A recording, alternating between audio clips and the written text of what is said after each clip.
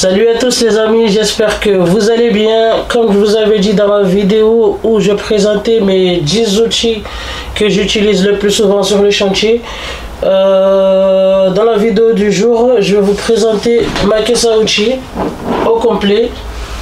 Et vous allez voir tout ça. Et si jamais vous aimez bien les vidéos, n'hésitez pas à me le faire savoir en vous abonnant et en mettant un like. Et on y va, bon visionnage.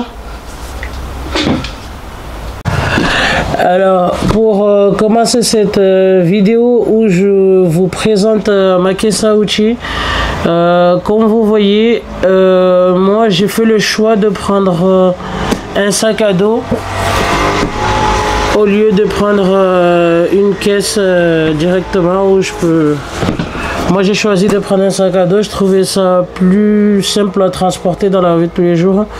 Et après en soi, c'était surtout pour avoir aussi les mains libres. Parce que dès que j'ai le sac sur mon dos, j'ai mes deux mains qui sont libres, je peux saisir ou faire autre chose ou transporter à la fois.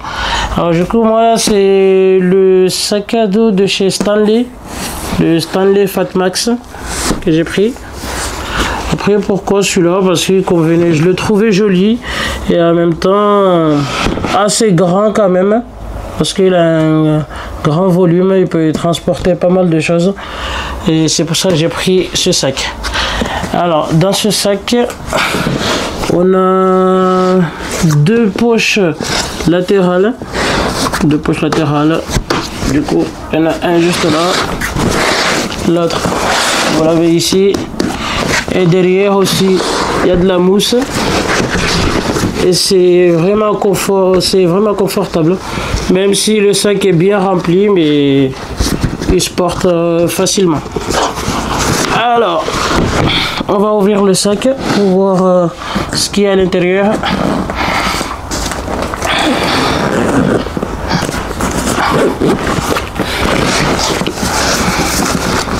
Alors du coup mon sac à outils à l'intérieur, ce qui est bien avec ce sac, ce que j'ai bien aimé, c'est que vous voyez le, je sais pas comment je peux l'appeler, mais en fait là où il y a tous les poches où je range mes tournevis, en fait tout ça sur le chantier, ça s'enlève, ça s'enlève carrément. Du coup je peux l'enlever et le poser, le suspendre sur le chantier, et je sais déjà tout ce que je veux. Alors pour mes outils, vous allez voir, j'ai beaucoup de tournevis, parce que j'ai les tournevis, les Ouya que j'utilise souvent sur le chantier, ça c'est ce que j'utilise le plus souvent. Après j'ai d'autres tournevis qui m'ont coûté moins cher, mais c'est toujours bien d'avoir des tournevis par exemple sur le chantier, pour si jamais on veut taper dessus, pour si jamais tu veux taper avec un tournevis, si tu prends un marteau tu peux taper dessus, tu sais que ça vale pas grand chose, tu en rachètes toujours, mais c'est toujours bon d'en avoir à disposition. Alors comme celle-là, cette pince là je vous l'avais déjà présentée dans la vidéo où je vous présentais mes 10 essentiels, mais du coup ma caisse à outils elle se présente comme ça. Du coup j'ai une pince c'est une pince multifonction de chez Ouya, celui-là. Après j'ai une pince à bec courbé, pour ça c'est pratique aussi pour si on veut brancher dans les disjoncteurs, pour faire des coudes. Du coup j'ai cette pince là, une pince courbée à bec long. Après j'ai des tournevis comme je vous ai dit. Là j'ai un grand tournevis cruciforme cruciforme. J'ai un grand tournevis plat. Pareil, un grand tournevis plat. Un petit tournevis plate. Un petit tournevis cruciforme. Vous allez voir, j'ai pas mal, j'ai beaucoup de tournevis. Et pareil, j'ai aussi le stylo testeur. Celui-là, je vous l'ai montré la dernière fois, mais sauf que je vous ai pas fait un test dessus. Là, je mettrai une vidéo là de suite où je fais un test avec ce stylo.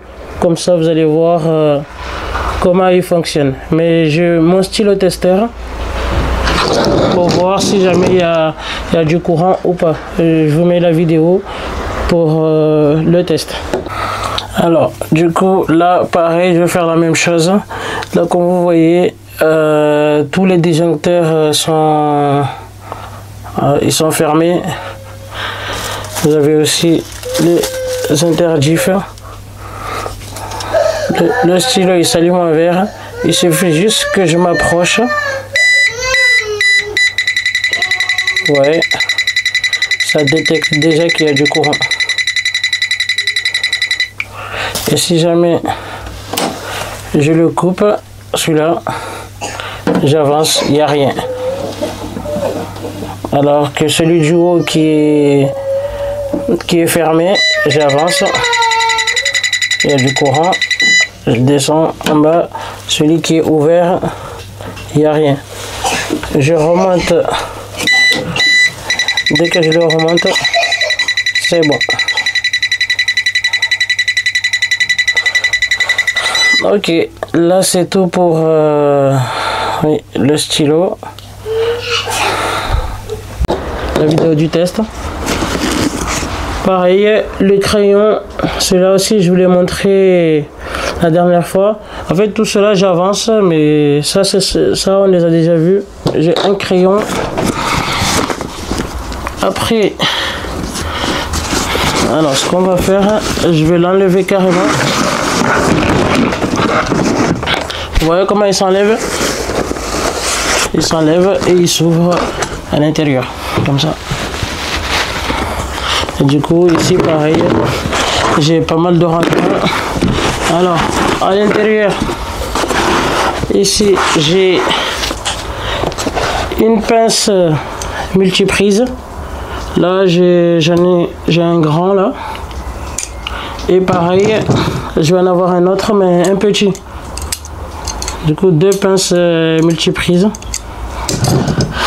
Et encore des tournevis. Ici, j'ai un tournevis cruciforme. Et un tournevis plate. Pareil, tournevis plate aussi. Et après, j'avais acheté ces deux tournevis aussi. Ceux-là, ils ont une particularité. Je pense, si je dis pas n'importe quoi, ça s'appelle des Posidrive. Alors, je vais vous montrer la différence, comment ils sont. Alors, je vais juste zoomer. Attendez, j'arrive, je vous montre sur autofocus.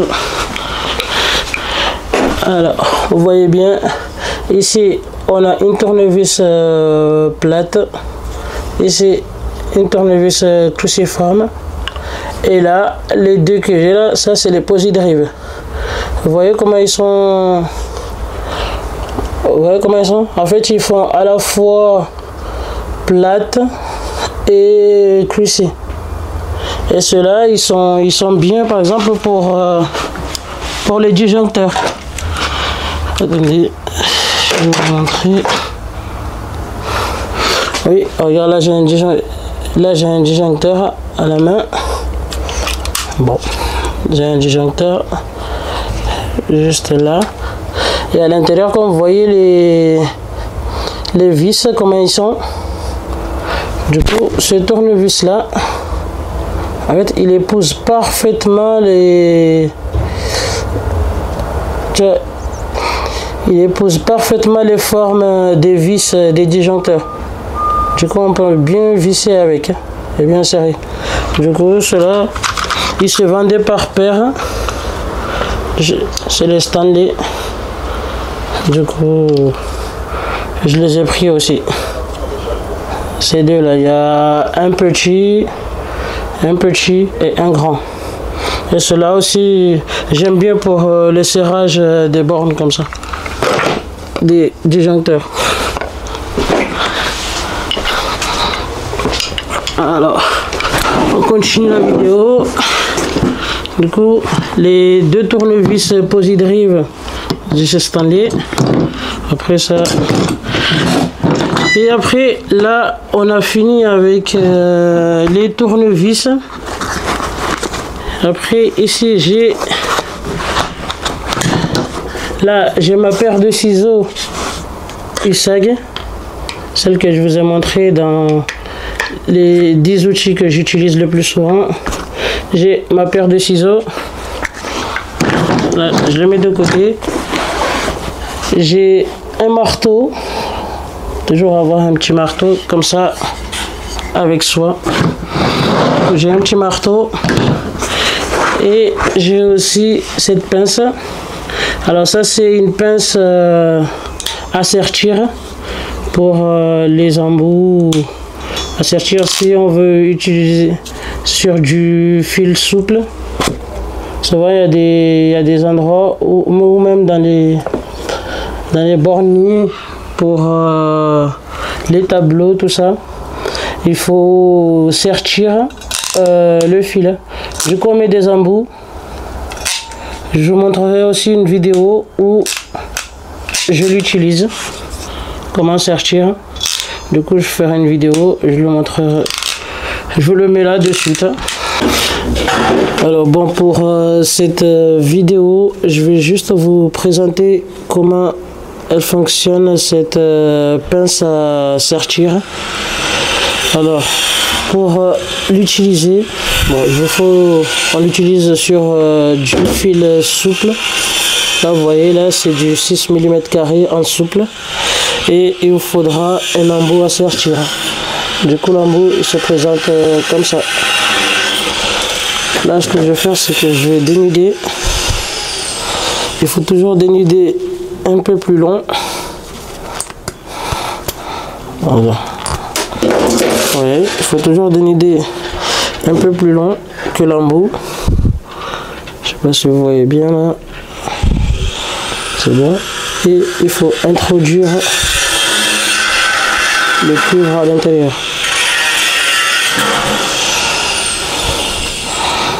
Vous voyez, là, je l'introduis comme ça. C'est bon. Et après, je prends la pince. Comme je vous ai dit, ici, il y a des graduations pour te dire quelle section où on doit le placer. Là, comme je vous ai dit, là, ça sertit jusqu'à du 16 carré. Du coup, là, je choisis juste la section qui correspond. Là, je vais prendre du 6. Ouais, je le mets là. Comme ça. Et on ferme. Regardez comment... Alors, là, vous voyez bien. Là, j'ai serti. Et si je tire, il va pas sortir. Ouais. Alors, je sais pas si vous voyez mieux là ou pas. Et bon, là c'est bon, là je l'ai serti. Et après, il faut juste prendre les ciseaux et couper l'excédent de fil. Comme ça. Bon, j'arrive pas bien à vous montrer, mais le serti comme ça. Et voilà, c'est bon pour cette pince. C'est bon pour cette pince à sertir. je montre. Mais c'est une pince à sertir. Et celle-là, ce qui est bien, pourquoi j'ai choisi celui-là, en fait, il a la particularité où on peut... Attendez, je vais vous montrer aussi. Vous voyez, la pince, elle est comme ça. Et celui-là, pourquoi je l'ai choisi? Celui-là, il a la particularité, on peut changer les mâchoires. En fait, les mâchoires, là, ils s'enlèvent. Attendez, pour voir.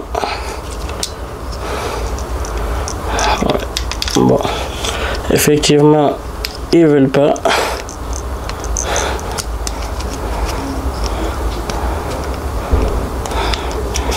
Bon, il faut un petit caprice, mais ces mâchoires-là, ils s'enlèvent. Voilà.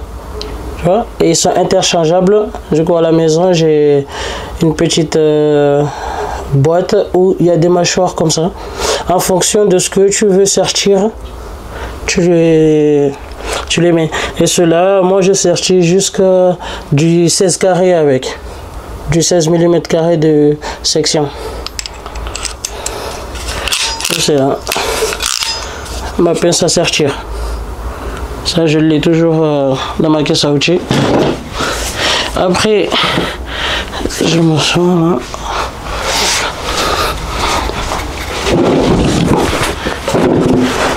Ici, là, on est bon pour... ah oui, là, bon. Sur le kit de tournevis que j'avais acheté, j'avais aussi une tournevis comme ça. Ça, je les avais achetés chez Action. Il y avait... C'était un pack de tournevis de 6. Du coup, il y avait ça à l'intérieur aussi. Alors, là, non, on n'en a pas fini. Après, pour tout ce qui est outils pour dénuder, comme vous avez vu dans la vidéo précédente où je dénude avec les ciseaux, mais j'ai aussi un Jokari, un pistolet Jokari comme ça. C'est un dénudeur automatique. Je sais pas si j'ai un bout de fil là, je vais vous faire un test. Alors, je prends ainsi mes ciseaux.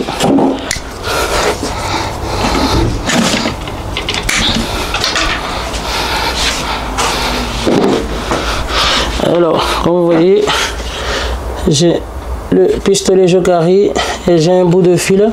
Du coup, il suffit juste de l'introduire à l'intérieur et fermer le pistolet et c'est dénudé. Du coup, c'est le Jokari, dénudeur automatique. Et en plus, au-dessus, ici, il fait aussi... Ici, vous avez des lames et ça fait aussi coupe-fil. On peut couper comme ça. Tu coupes et tu dénudes. Du coup, celui-là aussi, pour dénuder.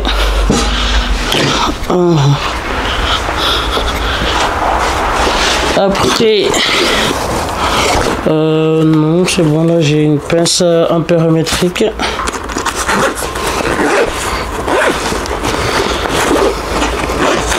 Bon, ici j'ai une pince ampérométrique. Après, pour vous dire exactement, ça je l'utilise pas très souvent. J'utilise pas très souvent parce que j'ai mon VAT qui sera le prochain outil que je vais vous montrer. Du coup, moi j'utilise surtout mon VAT.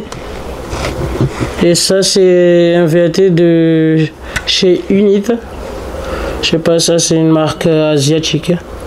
Mais il est bien celui-là et sauf ça fait un moment que je l'ai et il me sert toujours. J'ai mon VAT.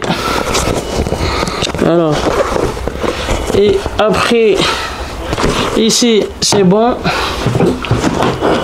J'ai aussi ce testeur.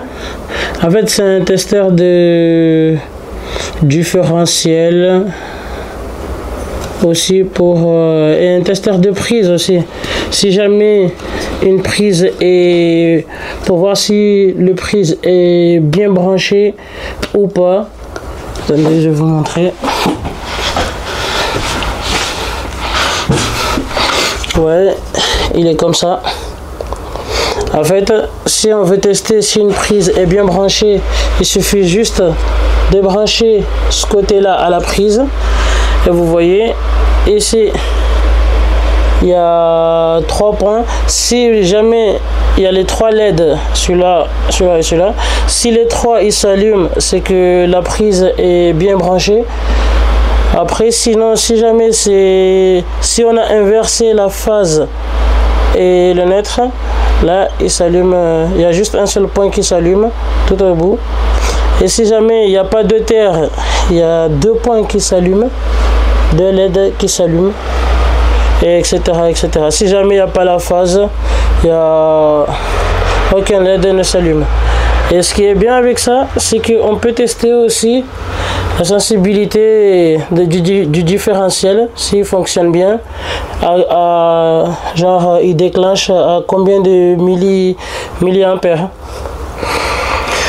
Ici, si jamais votre prise est bien branchée, là il suffit juste pour voir quel est la seuil de déclenchement, parce que souvent sur les différentiels c'est du 30 milli et ils doivent déclencher bien avant. Et celui-là, pour voir à quel seuil il déclenche, on a juste à tourner comme ça.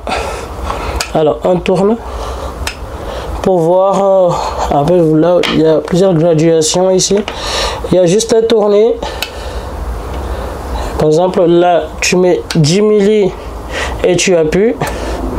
Là il va pas, je pense pas qu'il va sauter, mais bon, là tu montes les paliers et tu appuies pour voir à combien il déclenche le différentiel. Je vous montrerai une vidéo, je vous mettrai une vidéo où je les teste, parce qu'actuellement là où je suis là, j'ai pas de courant, mais ça va être réglé, c'est pour bientôt. Je vais avoir l'électricité ici et je vais vous mettre une vidéo où je l'utilise sur une prise où il y a du courant. Alors maintenant, là ce que je vais faire, c'est que je vais vous montrer comment fonctionne le testeur de prise. Du coup là on est en présence d'une prise où il y a du courant. Comme vous voyez, la lumière elle est bien allumée, mais avant ça on va faire quand même un test de VAT pour confirmer qu'on est sur une prise qui est sous tension. Ouais, là on a bien les 230 volts.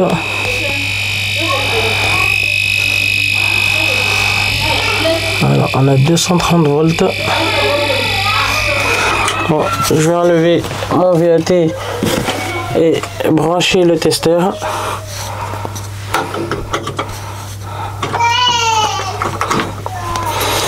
Alors qu'est-ce qu'on voit maintenant? Vous voyez bien, les 3 LED sont allumés, ce qui voudrait dire que notre prise est bien branchée.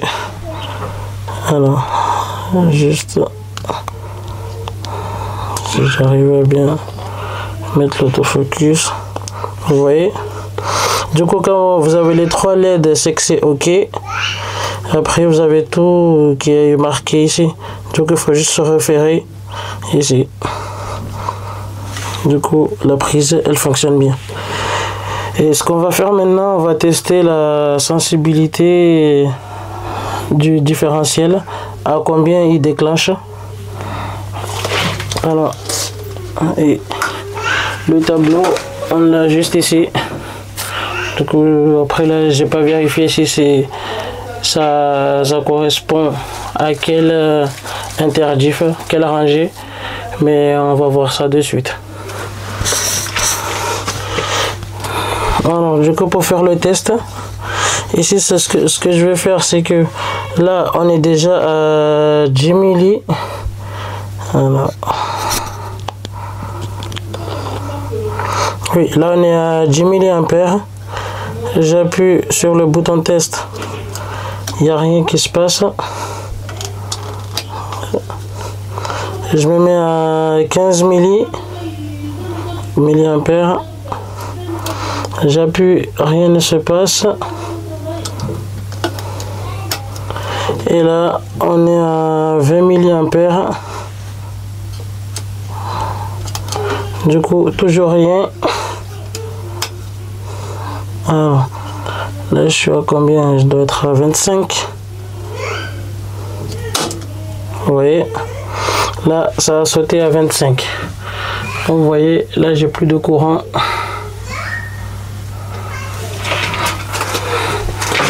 J'ai plus de courant et ça veut dire que là il fonctionne bien, vous voyez, et ça a fait baisser le rangé du haut, l'interdiff, parce que vous voyez ici normalement c'est 63 ampères et il déclenche normalement, là il est à 30 mA, mais comme on a vu là il déclenche à 25 il déclenche déjà. C'est pour ça que je vous ai dit, il va même pas aller jusqu'aux 30 000. Je vais l'enclencher. Vous voyez, là je l'enclenche. On a la lumière. On a du courant. Et nos 3 LED sont allumés. Je vais faire le test encore.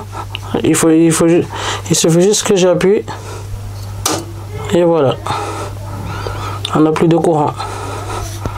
Et du coup, notre interdiff, il déclenche bien avant les 30 milli.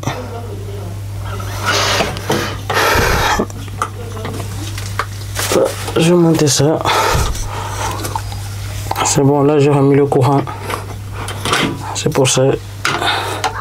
Et voilà comment on utilise ce testeur de prise. Et il est bien efficace celui-là. Et voilà, c'est tout et je vous laisse pour la suite. Je vous laisse avec la suite de la vidéo.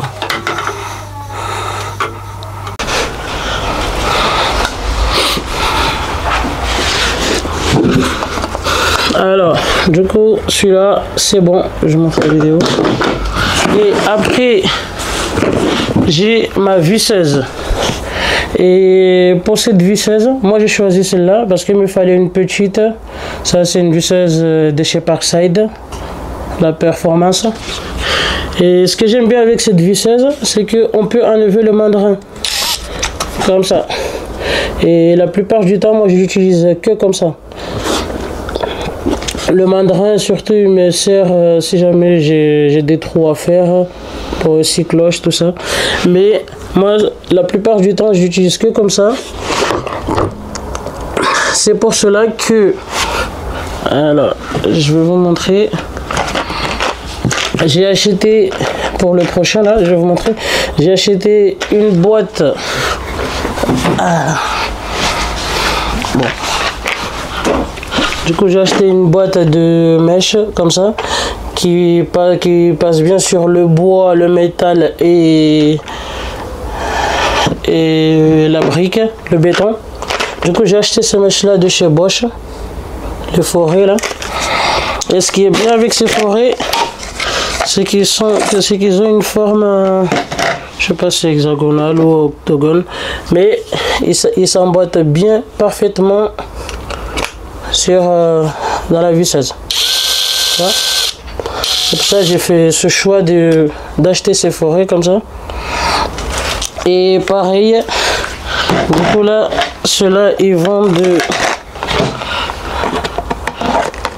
du 4 mm jusqu'au 8. Et avec ça, j'ai à côté, je vais vous montrer pour le prochain. J'ai acheté aussi un coffret d'embout de chez Bosch, pareil. Et j'ai des embouts comme ça. Et cela pareil, il s'adapte parfaitement à la visseuse de ce côté là. Pareil. C'est pour ça que j'ai fait le choix de cette petite visseuse pour soit serrer des appareillages ou autre. Mais pour l'instant, depuis que je l'ai, je suis satisfait et j'ai pas eu de soucis avec. Et le mandrin, il y a juste à le clipser si jamais on veut le remettre comme ça. Ouais. Ah, pareil. Du coup, cette petite visseuse qui m'a coûté quoi, 60 € à peu près avec le chargeur et la batterie. Mais en ce moment, je pense qu'ils sont... Il y a des promotions. Mais cette visseuse là, je suis vraiment satisfaite. Oui. Alors. Du coup, juste après la visseuse, je vais vous montrer. Là, dans la poche latérale, j'ai mon 6 cloches. Alors celui-là, c'est un 6 cloches de 68 mm. Alors, je vais l'ouvrir. Attendez, je vais ouvrir la boîte. Parce que... Ah oui, c'est par là.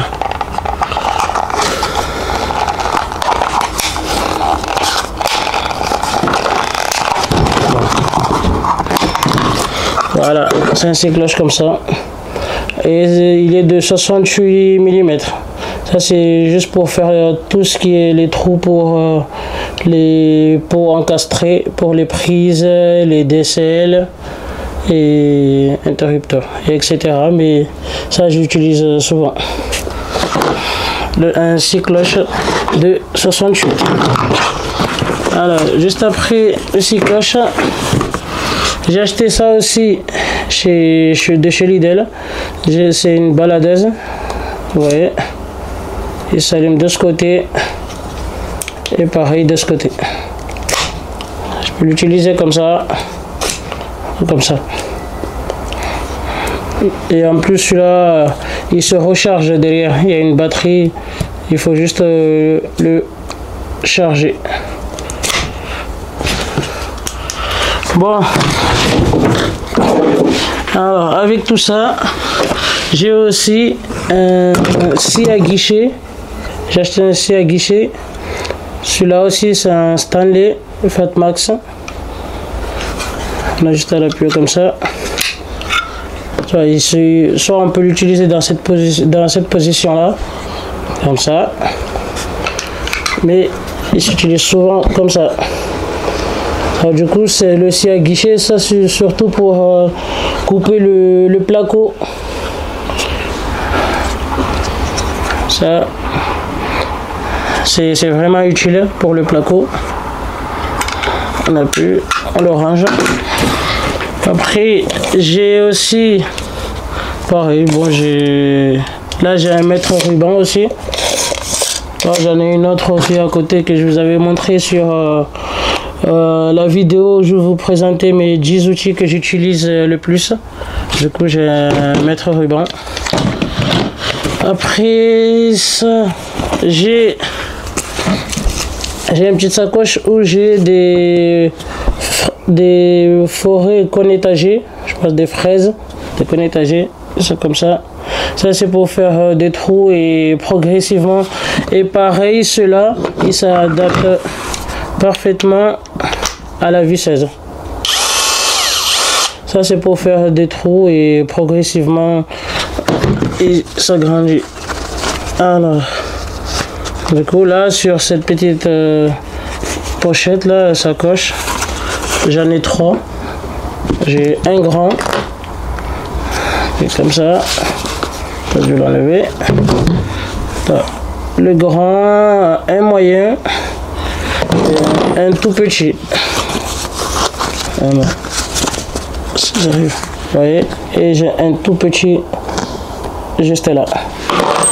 Après, avec ça, j'ai acheté ça aussi pour chez Amazon. Ça, j'ai acheté chez Amazon. Et ça, c'est pour faire des trous. Ça, c'est un guide. Ça, c'est un guide pour si jamais on veut faire 3 trous pour une boîte d'encastrement, soit pour 3 prises alignées. Du coup, la particularité de ça, il faut déjà faire un trou.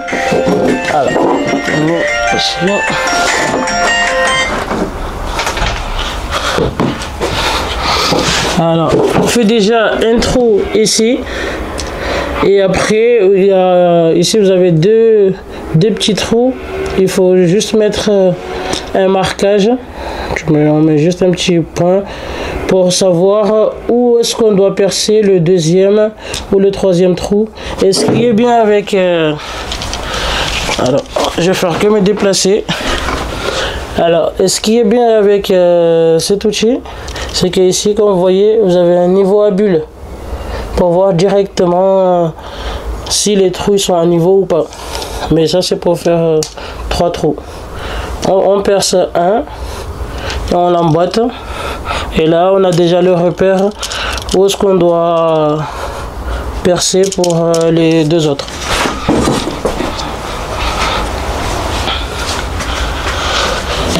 Alors, ça c'est bon.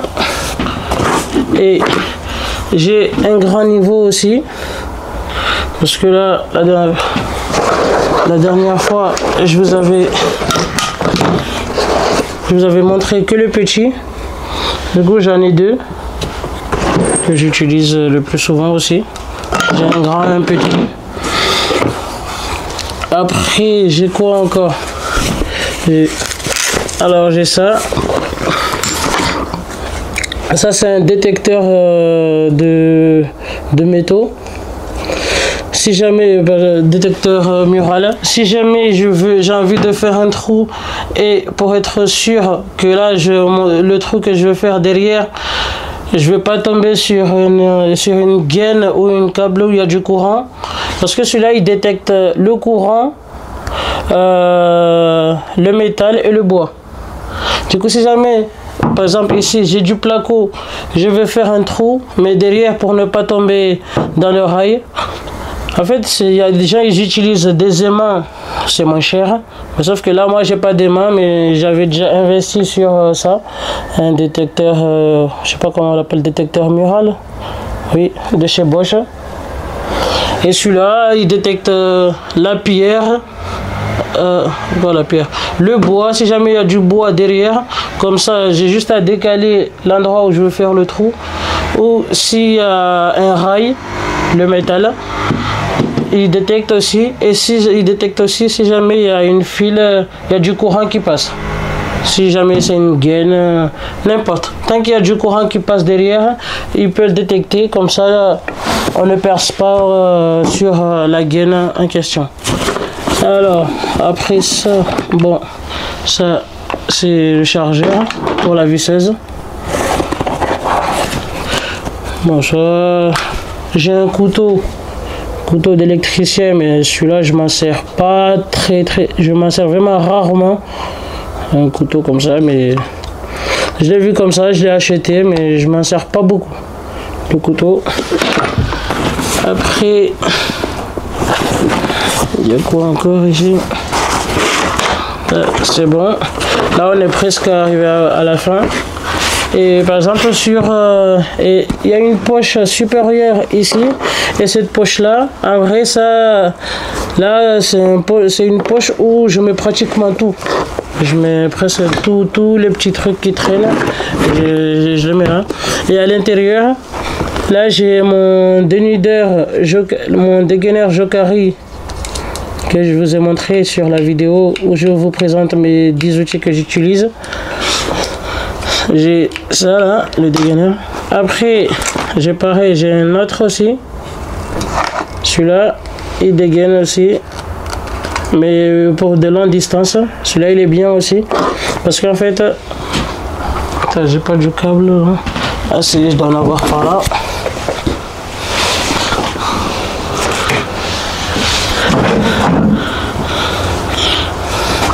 Alors, comme vous voyez, celui-là, il se présente comme ça. Il y a juste un levier à pousser comme ça et à insérer le câble à l'intérieur. Et il y a une petite lame, on a juste à pousser et ça ouvre. Attendez, vous voyez, voilà, je me déplacer encore. Ouais. Là, il se présente comme ça. À l'intérieur, il y a une petite lame qui est juste là. Du coup, comme je vous ai dit, on a juste à l'ouvrir comme ça, insérer le câble à l'intérieur et tirer comme ça. Et après, il t'ouvre tout. Et en fait, je te coupe tout l'isolant là. Là, pareil. Et celui-là aussi, il est bien. Et comme, parce que celui-là, tu peux faire des longues distances. Et il est bien celui-là. Et au-dessus, il y a un petit cutter. Vous voyez, il est comme ça. Et celui-là, c'est pareil, de chez Jokari. Alors, celui-là, c'est bon. Et après, j'ai quoi encore? J'ai celui-là aussi. Celui-là, c'est un coupe tuburo de chez Knipex. Vous voyez, il se présente comme ça. En fait, il y a des lames à l'intérieur. Voilà. Si je peux choper un tuburo, je vais vous montrer. Voilà. J'en ai un là. Du coup, lui, le principe, c'est juste là, de mettre le tuburo à l'intérieur. Et on appuie. Attendez. J'ai appuyé. Et on tourne. Vous voyez. Et là, c'est bon, il se coupe. Et quand tu l'ouvres, là, tu as l'autre morceau. Du coup, celui-là, moi, j'ai choisi... Je l'ai pris celui-là, mais... Bon, moi, je trouve qu'il vaut cher pour ce que c'est, mais... Juste pour... Parce qu'il est trop petit, il est compact. C'est pour ça que je l'ai pris. Alors, après... J'ai plusieurs petits pinces comme ça, parce qu'on pente plate. Après, je dois en avoir 3. Après, plus des marqueurs indélébiles. J'ai un grand, gros et un tout petit fin que je vous ai présenté dans la vidéo des 10 outils que j'utilise. Après le reste, là je vais avoir que des connecteurs. J'ai pas mal de connecteurs. Voilà, des connecteurs comme ça, des wagons. Et ceux-là, j'en ai pas mal. Et des embouts à sortir. Alors, se présente comme ça. Et je pense que c'est tout. On a fait le tour. Alors là, il n'y a rien.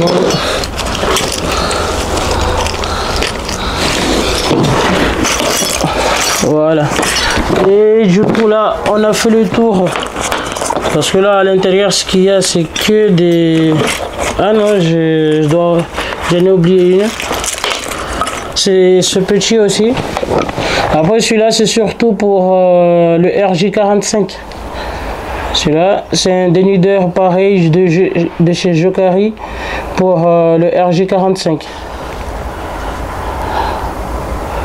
Voilà, celui-là, c'est le combien?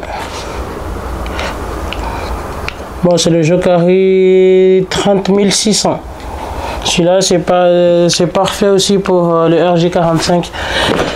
Bon, et c'est bon, on a fait le tour et c'est la fin de cette vidéo. Si jamais tu as aimé la vidéo, je t'invite à me laisser un pouce bleu et à t'abonner. Et on se dit à la prochaine pour de nouvelles vidéos. Et surtout, restez connectés. Et ciao!